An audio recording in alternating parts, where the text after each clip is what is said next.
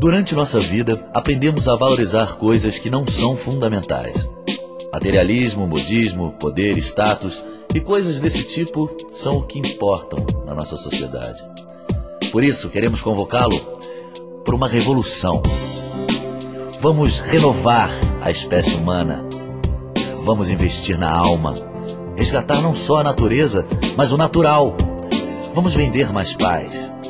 Não filtrar as emoções, coalescer a inveja, contabilizar as boas relações. Reciclar as relações ruins, reatar as velhas amizades.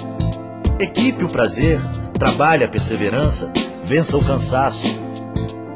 Faça a diferença sem precisar de propaganda. Resolva tudo sem alarde.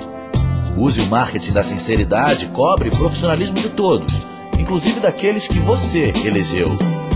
Vamos maximizar a energia, preservar os recursos, tratar a água, pois ela é a nossa fonte de vida.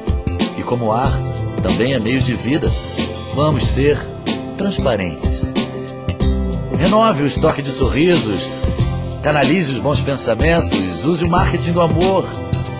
Abrace mais, beije seus amores, relembre o quanto os ama. E com a mesma força, diga não ao racismo, à intolerância, à discriminação. Seja saudável, inclusive nas atitudes.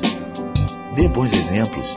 Diga a verdade, principalmente às crianças, para que elas cresçam sabendo acreditar. Crie seus filhos como cidadãos do mundo. Cultive Deus. E viva na razão da emoção, lutando pela felicidade plena por um futuro melhor. E agradeça sempre por estar nesse mundo. Metal Cinder. Transparência e tecnologia a serviço do mundo.